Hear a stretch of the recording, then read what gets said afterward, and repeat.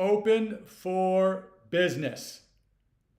Donald J. Trump says, today is a great and brilliant day for the world, and we agree. And we're going to get into all of it today. The Straits of Hormuz are open. As a friend of mine asked me yesterday, but what about the gays? Yeah, I know. Not a great joke, but a little bit funny. All right, we're going to get into it. There's so much to get into today. Through Social, I have to go on every 10 minutes because he's constantly putting something out. We got 5 or 6 pages of things going on. We're going to do a bunch on what's happening with peace around the world, because that's kind of important. And then we're going to get into some domestic stuff because we got to, again, assess who's who's playing on what team. All right, this is The Ordinary American. I'm your host, Paul Sarkis. This show is an anti-leftist show, which means we are anti-Democrat. The Democrat Party is a leftist party. Voting Democrat is like breaking into jail. If you're still voting Democrat, oh, by the way, Jewish Americans, if you're still voting Democrat, you voted for Obama. He funded Iran hundreds of billions, who created chaos and funded the terror against Israel. Biden you voted for if you voted for him. October 7th didn't happen on Trump's watch. Funded by Obama, led by the globalists and the leftists. What more would you need to get from Trump to suddenly vote for him?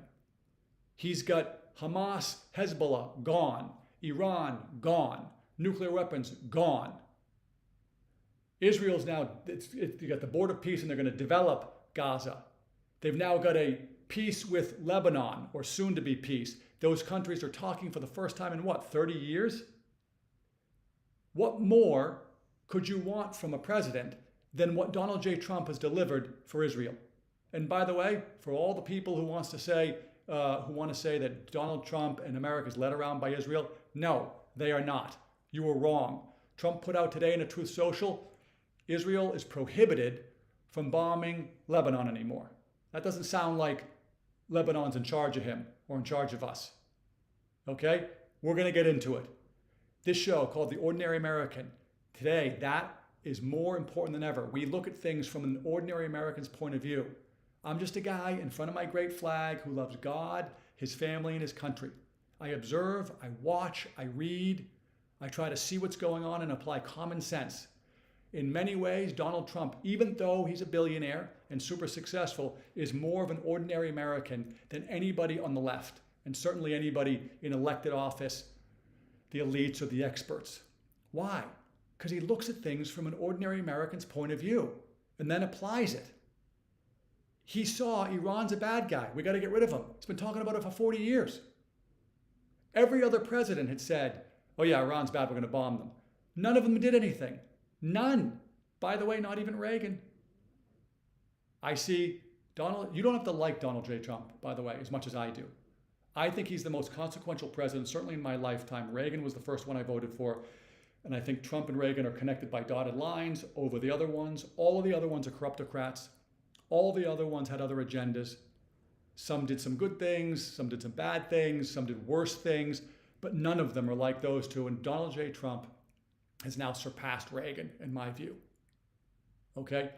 So I want to get into what this situation that we're reading about today means. If you remember just a few days ago, I said, when I saw China said no more arms to Iran, I said the war's over. How did I know that? I'm not special. I don't know anybody. I didn't call anybody at the State Department. Rubio isn't answering my phone calls. Trump isn't getting back to me. Okay? What did I figure out as an ordinary American? Common sense. Iran needs a sponsor. They don't make anything. They don't have any revenue. They don't have anything. They've stolen land, stolen natural resources and oil. They needed somebody to sell the oil to, China, and they needed somebody to get them arms, China. If China's saying no more arms, game over. We hadn't heard anything from Russia. Game over. Okay, just so you know, you're not wasting your time here. An ordinary American can have a point of view that makes John Kerry lurch screaming at us for decades that everything needed to be a two-state solution. I don't see the two-state solution. What's going on, John? Okay? We don't need the experts. The experts cause more calamities than they solve. Okay, let's go back to this. What's been going on? I get so many notes. What's been going on? After World War II, the Brits, the British Empire, who essentially controlled not all, but a huge portion of the world through their colonies, realized that the colonies weren't going to sustain themselves anymore. That system wasn't going to be able to go on. So they needed to come up with another way, basically, to control everybody. They control America. That's how they do it. Okay? They do it through leftism, globalism. They eventually work with the neocons too, and they get America to sort of be like the money funnel, military funnel. And they've been manipulating us ever since. So when you hear the term, rules-based order is dying, that's a leftist term that was created to trick us. Listen to that language, rules-based. That sounds pretty good. Rules, order, rules-based order. I like that, right? No. Most annoying noise. That's the leftists using language to trick us. What Donald J. Trump is doing is he's dismantling all of that. He's not allowing, by the way, you might hear the great bruiser, the big French bulldog snoring in the background. More quiet than Lola, but still got some sound to him. So the globalists through the British Empire have been controlling us. And you can see that in Obama when he gives away hundreds of billions to the Iranians to create conflict and suffering around the world. You can see it through Biden with his ties to China and Ukraine. Wait until you find out, we all find out, how much money was funneled from Ukraine back to the Democrats, from our Congress. Our Congress steals our money, sends it to Ukraine. Ukraine funnels it back to the Democrats. Why? Because the Democrats will give them more money. Flywheel. Donald J. Trump is the antidote to all of that. Okay? Straits of Hormuz are now opened. Venezuela, Panama taken away from the Chinese. We now see, there's some stories, I'm not going to get into it today, that there have been some back channeling through the grandson of the 90-something-year-old Castro to try to get back to the United States to say we can work something out. Cuba's going to go without conflict. Without conflict. Why? Because they've seen what happens over in Iran. And they saw what happened with Maduro. And nobody wants to wind up there. Nobody. Okay? Trump is breaking down everything. That rules-based order is going away. And now what we're getting is we're getting sovereign nations dealing with each other, one-on-one, or in a group with each other, but sovereign nations representing themselves. Greatest example I can give you is we don't have to see China and Russia as lifelong enemies of America, and only through that lens. Look what Trump does. He says, Xi's going to give me a big hug because I opened up the straits. Right. China needs the straits open. What did Trump show Xi? We're not going to close the straits. We want the straits open too, even though we don't get oil from it. Commerce over conflict. He's been criticized a ton as being too close to Putin. No, he's not. He said the other day, somebody asked him, is Russia helping Iran? He said, yeah, probably, but we're helping Ukraine. He understands reality. I can deal with them because I have to. I can develop a great relationship with them because I have to. And we'll have conflicts. But instead of the conflicts going into wars, the conflicts will be conflicts. And we'll get over them. And we'll get over them because they know we mean business. It's going to be strength. It's going to be power and strength are going to create the commerce and lessen the conflicts. And Trump's been talking about that forever, 40 years. 40 years he's been talking about this. So individual countries, you can see in his Truth Socials, he thanked Pakistan and said they were great. He thanked Saudi Arabia and UAE and Qatar and who else? I can't remember the other ones, for their help. Individual countries. He thanked Lebanon, and he's called the great president of Lebanon, Aoun, I think is how you say his name. And they're going to have him at the White House with Netanyahu to finalize this whole thing. He's bringing everything together. When did this start? It didn't start in Trump 2, guys. It started in Trump 1. Go back and remember. The first foreign trip he took, where did he go? Riyadh, Saudi Arabia. What did he do when he was there? Way oversimplified. This is not a masterclass in that meeting. He basically delivered the message. He said, we want commerce.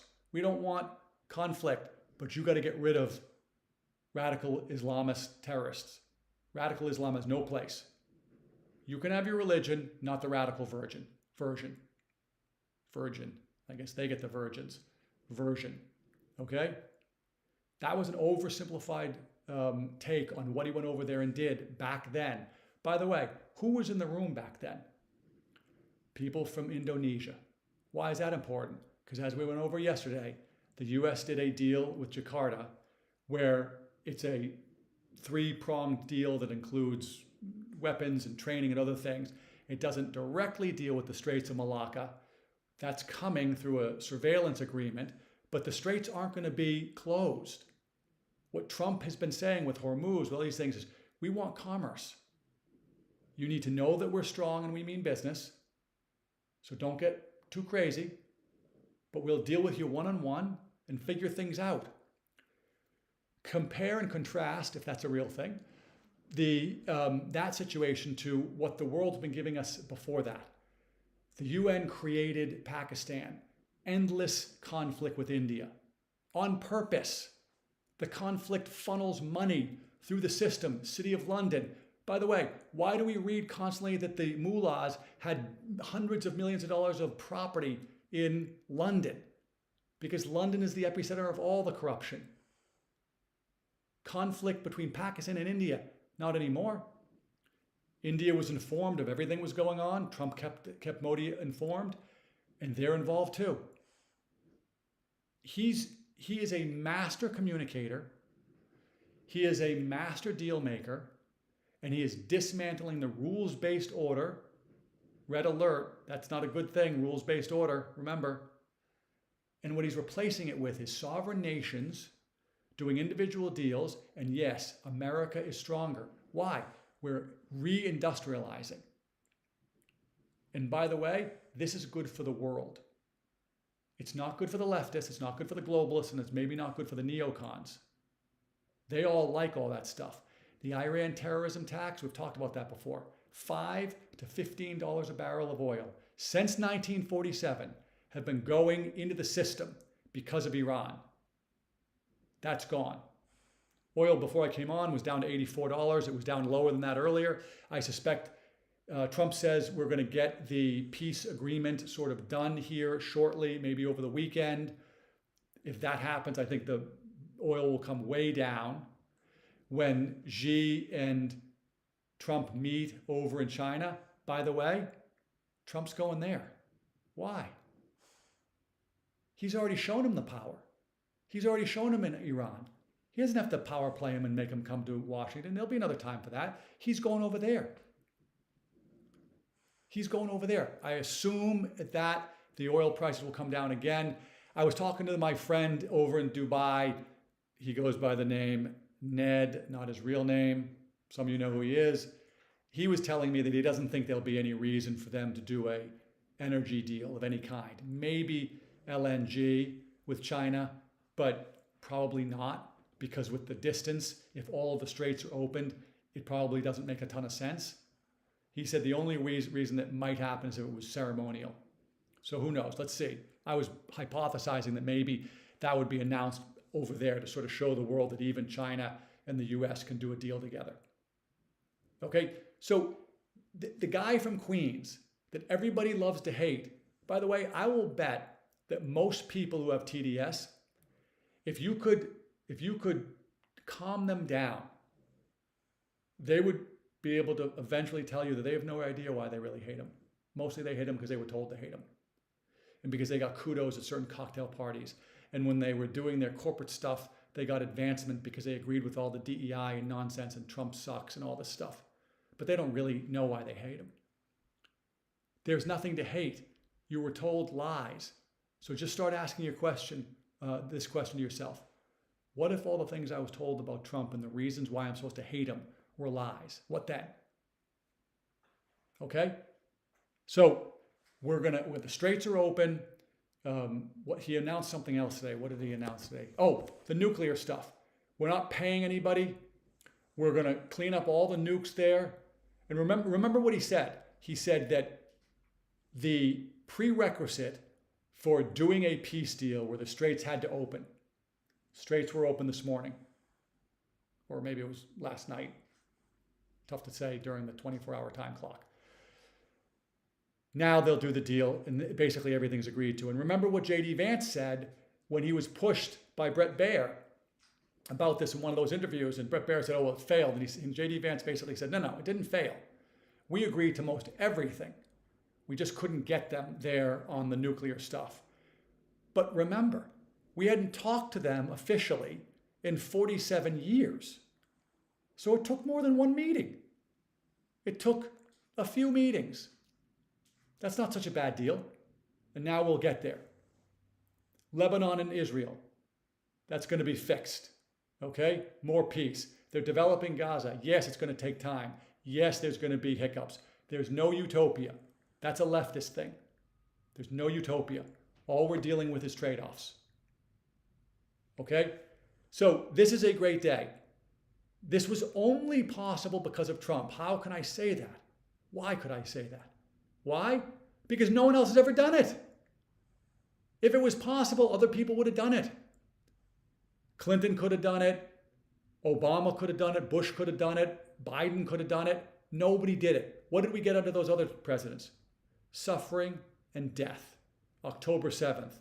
Russia invaded their neighbors every time except under the Trump administrations, plural. Obama funds everybody. Wait till we find out, hopefully we will find out where all the money went. Trump is the only one. You don't have to like him like I like him. I think he's the most consequential president in my lifetime, as I said, more than Reagan now. And now he's getting up there with Lincoln and Washington. You don't have to like him that much.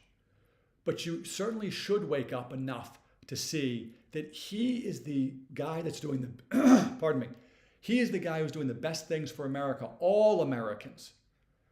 Black Americans, white Americans, Spanish Americans, Jewish Americans, Portuguese Americans, old Americans, young Americans, middle-aged Americans, straight white guy Americans, gay white guy Americans, all Americans are better under Trump.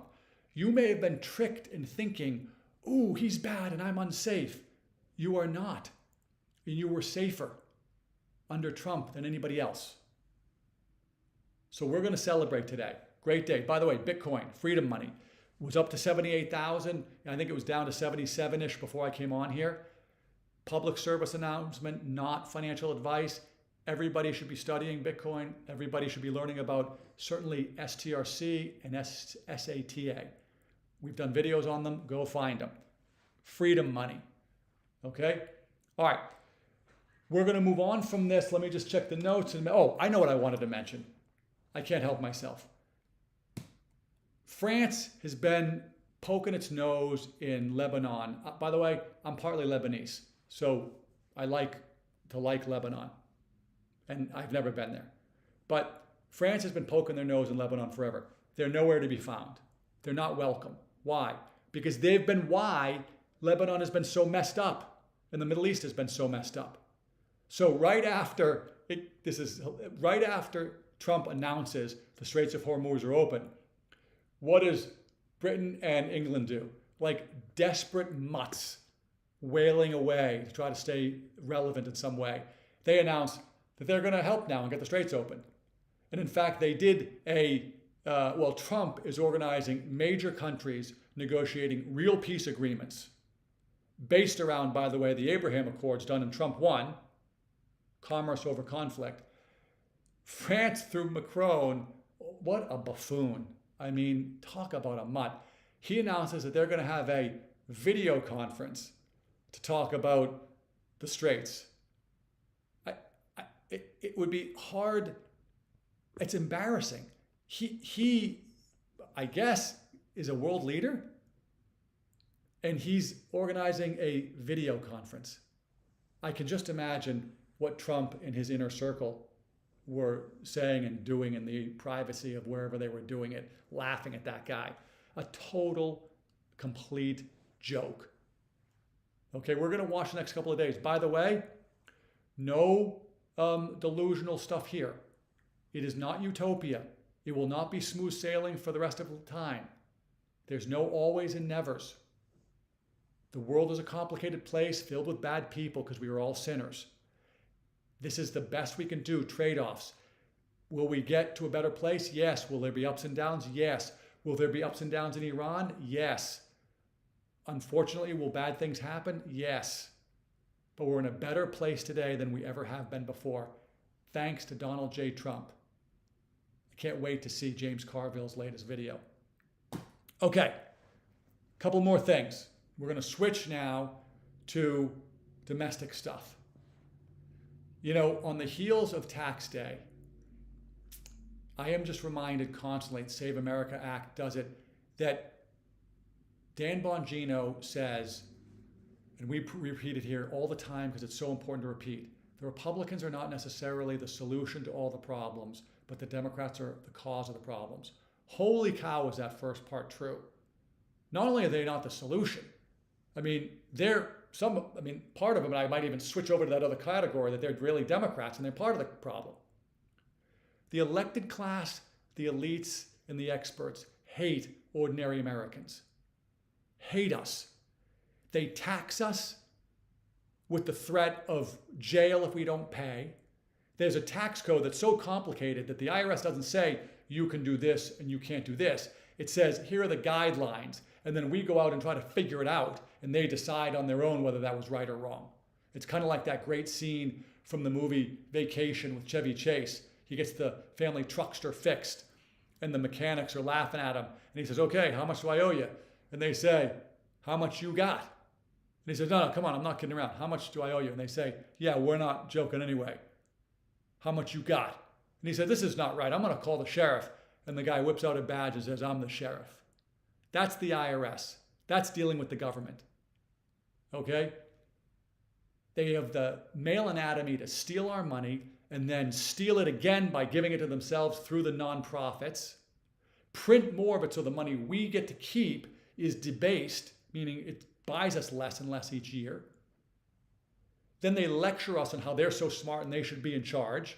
Go back to yesterday's show when we talked about the great speech from Clarence Thomas where he describes Woodrow Wilson despising ordinary Americans because we weren't docile enough, because we wouldn't accept their reign over us because they're so smart. That's the elected class. Okay, where am I going with this? It's not just a rant. You may have heard that the House, passed a bill to extend again this temporary status for these Haitians. It turns out that they've been on temporary status now for decades. Temporary meaning they're not real citizens, but they get to stay on this temporary status where we are paying for them. And most of them didn't come over from the earthquake or the awfulness. They came over a decade plus after that. Again, another scam by the elected class to steal our money. The Clinton Foundation is involved in that. Hopefully someday we'll find out. Knock on wood. That was one of their big efforts. Unbelievable. Okay, so what's happening? The Republican-led Congress, repeat that, the Republican-led Congress just had a bill pass yesterday that extended that temporary status for those Haitians again, essentially keeping them in America, allowing them to get all the funds and help they're getting from our tax dollars, taking up our jobs and other things. Okay? The Republicans were supposedly against it. How did it pass? Well, I'm glad you asked. How did it pass? Because the Republicans aren't necessarily the solution to the problem. Nope, they are not necessarily the solution. We'll get back to the solution. So that bill needed to go through 3 different votes. One's something called discharge, one's a procedural vote, and then one's the final vote. I'm not going to go into that full description of all those things, although that's interesting and worthwhile on another day. But it needed 3 votes. You need a majority to go through each 3 of those. The Republicans control the majority. So what happened, you ask? Well, in each stage, Republicans went with the Democrats and against Republican leadership. So not only can we not get Trump's appointments through the Senate, we can't get them recessed appointment because the Senate won't go into recess, even though it's a Republican controlling the Senate. They won't pass the Save America Act, even though 80% of Americans say we should have secure elections that require a voter ID. But now we get the House who can't even control the votes that the Republicans want, because they got Republicans who go across the aisle and join the Democrats. So the Democrats just got a bill through that the majority, most of, except for maybe, 4, then 6, and then 10 Republicans. So say 10 Republicans cross the line. All the other Republicans were saying, no, we're not giving any more of our money and our citizenship away. No, we're not doing that.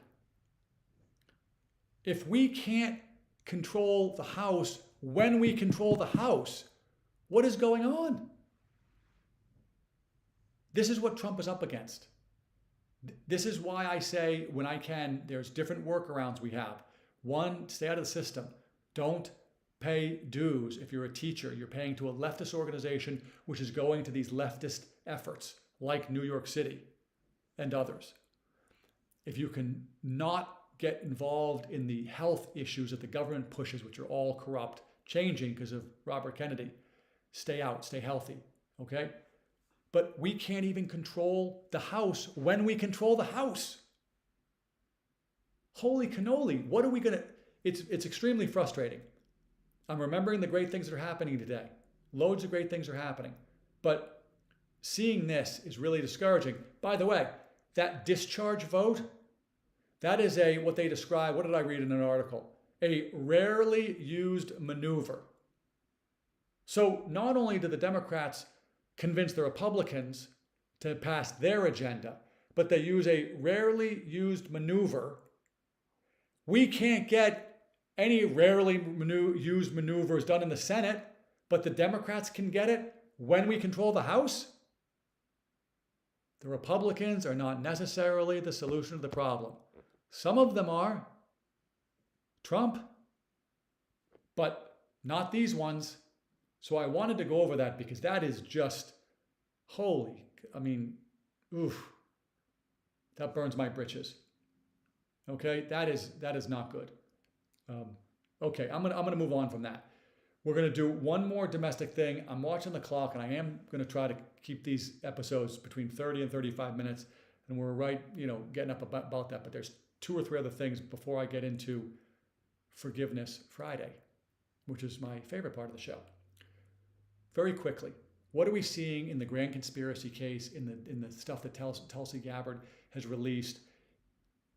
What we're basically seeing is that all of the various pieces to the grand conspiracy case, a grand conspiracy is the grand conspiracy to commit a coup or treason against us in Trump 1, and I believe it's still going on.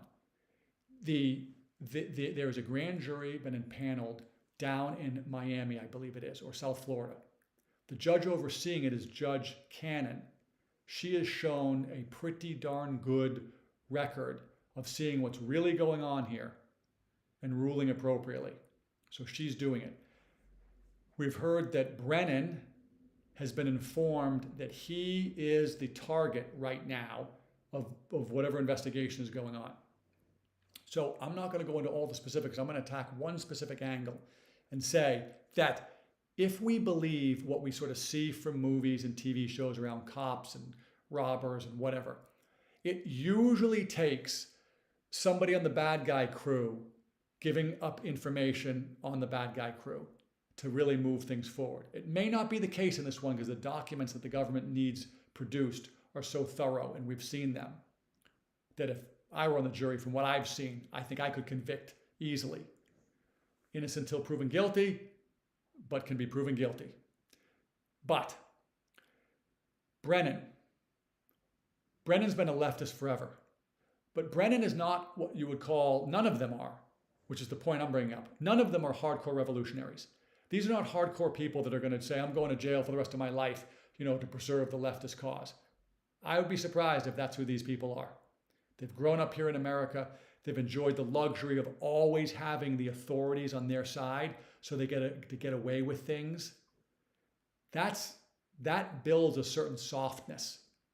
So they're going with Brennan. They get this guy Chiamarella, who completely lied on his. By the way, we find out that not only did Atkinson change the whistleblower rules to say you could do secondhand knowledge hearsay, my friend Joey said that Trump's a bad guy. That wasn't the original rule. But then Chiamarella didn't even use that new rule. He just did it under the new rule and used hearsay. You can go back and listen to the other episodes. Pardon me if that was out of left field and not connected to anything, but that's what's going on there. Brennan is not a hardcore revolutionary. They're going to get him or somebody else to start to talk. Because if they get them close enough where they think they're going to go to a federal prison for the rest of their life for treason, people will start talking. All these people, Sally Yates, McCord, Rumler, who knows who they'll get. Those are the women. But you'll get Clapper, okay, Jake Sullivan. Are they all going to go away forever or for a long time to save Obama and Clinton? I don't know. We'll find out. I wouldn't bet on that. They are not revolutionaries. Remember, they grew up in a system where they were always able to get away with everything. The press the press glazed them, great term the young people use. They got away with it because they had law enforcement. They got to destroy laptops and hard drives and phones with total immunity. They get to insider trade. It's all of these people, the elected class, the elites, the experts, the swamp. They are not revolutionaries. We're going to find out. Maybe I'm wrong. Who am I? I'm just an ordinary American.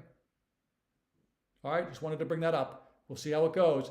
I too am frustrated. I think people need to have consequences and other people need to see those consequences. Otherwise, all they do is they learn from this and they get better at the next time they do the coup. And by the way, the coup succeeded. The coup succeeded. The 2020 election was corrupted. They didn't remove Trump in office in his first term, but they succeeded in the corruption of an election, which was a coup. Now, we the people took it back over. We're going to need to keep taking it back over. Go watch yesterday's episode and listen to what the GOAT, Clarence Thomas, says about staying involved. All right. Two last things. One, tennis is shown, that's a hard swap of concepts here. Tennis showed that tennis players live 9.7 years longer than sedentary people. Makes sense. Sedentary people are eating cupcakes and sitting on a couch. But tennis, they had three things that they pointed to. One was the physical part that, you're moving tons and you're having to do a whole bunch of things, mental and physical. That's 1 and 2. And you're doing with your legs and your arms, hand-eye coordination. But the third thing was the most important. You really can't play tennis or any racket sport without somebody else. That's a community. That's connected. And they found that that was the biggest single contributor to those 9.7 years. You were with somebody else. You were connecting with somebody else. Okay? So when we talk about health and wellness, because that's part of the antidote to leftism, we have to remember that it's not just go in our garage and work out. We got to sometimes go and do physical things with other people. Stay connected. Physical, mental, and spiritual. The mental is why in the movie Castaway does Tom Hanks create Wilson? Mental, connection, community. Okay? Why is solitary confinement so powerful? Because we're solitary and we don't do well as humans with that. Okay, so I wanted to mention that, and that's going to lead me into the Forgiveness Friday. Forgiveness Friday. Okay, I have learned in my life that forgiveness is the greatest tool I have to keep resentments, anger, and hatred away. And resentments, anger, and hatred are a soul killer. When I say the Lord's Prayer, I ask for food, then I am grateful because I am forgiven, and I pledge to be a forgiver. It is a contract. I have to search people out to forgive because it's a practice. It's like working out. It's like reading. I have to do it. That's, by the way, that's why we go to church. That's why we read scripture. We need to do it often because we forget. God is doing all of these things for America. When bad things happen, instead of thinking about them as he's punishing me, you could think that he's preparing me. But it's his plan. And as I say often, the founders knew this, which is why they said that the system of government they made was for a religious and moral people. So on Forgiveness Friday, we want to learn and we want to practice forgiveness. Find somebody to forgive. Doesn't have to be a big deal. Somebody on the street who cut you off or something. Okay? One other thing. I was listening to the great Father Mike Schmitz today, and he was reminding me that, I'm saying that like he was talking directly to me. He wasn't. I don't know him, but I like him a lot. He feels like a brother. He was reminding me that